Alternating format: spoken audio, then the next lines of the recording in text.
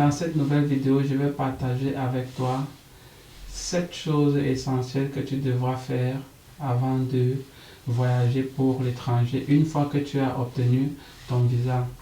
La première chose que je t'invite à faire, c'est de te renseigner sur la culture et les habitudes du pays d'accueil où tu es en train d'aller.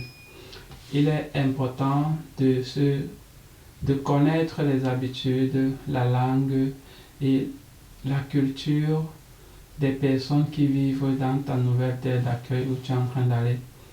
Donc, fais des recherches sur cela, ça te sera très bénéfique. Deuxième chose que je t'invite à faire, c'est de préparer tous tes documents de voyage.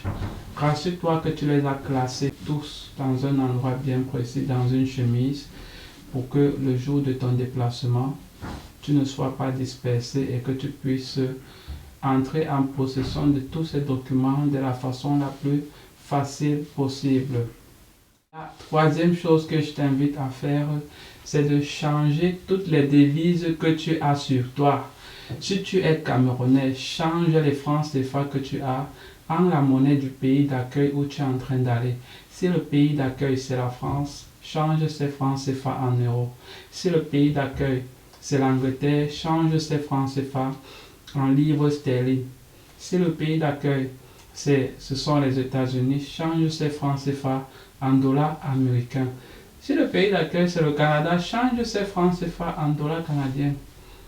Donc, rassure-toi de changer la monnaie de départ en la monnaie d'arrivée. La monnaie de départ que j'appelle ici le franc CFA et la monnaie d'arrivée qui est la monnaie de ton pays d'accueil. Pour la France, ça sera l'euro, l'Angleterre, la livre sterling, etc. Quatrième chose que je t'invite à faire, c'est de dresser la liste des contacts que tu auras à rencontrer sur le territoire d'accueil où tu es en train d'aller. Donc, amis, connaissances, oncles, tantes, proches, tous les membres de la famille de la diaspora ou les proches de la famille qui pourront t'aider, prends leurs contacts, prends leurs coordonnées, car sur place, tu ne sais pas ce qui t'attend. Garde ces contacts précieusement. Tu peux les sauvegarder dans un carnet ou tu peux les sauvegarder dans ton compte Google Photos. La cinquième chose que je t'invite à faire, c'est de faire les copies de tous les documents importants avant ton voyage.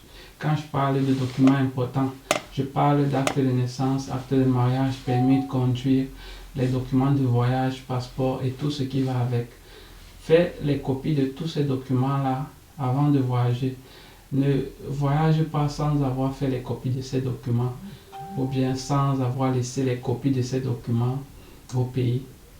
Rassure-toi de faire ces copies avant de voyager. La sixième chose que je t'invite à faire, c'est de t'asseoir avec les membres proches de la famille qui ont contribué de près ou de loin à ton voyage.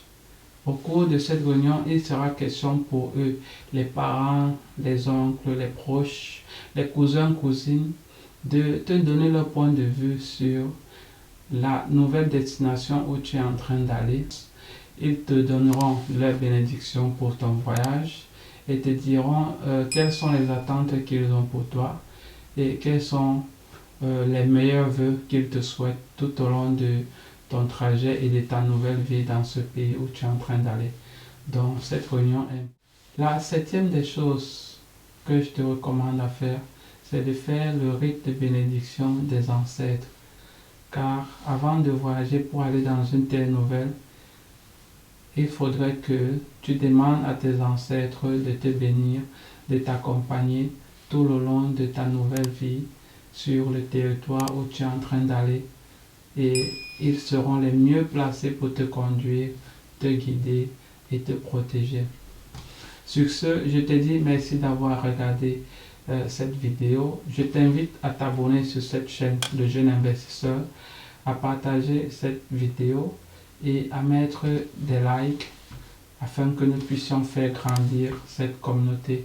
Sans vous, nous ne sommes rien. Merci et à la prochaine pour une nouvelle vidéo.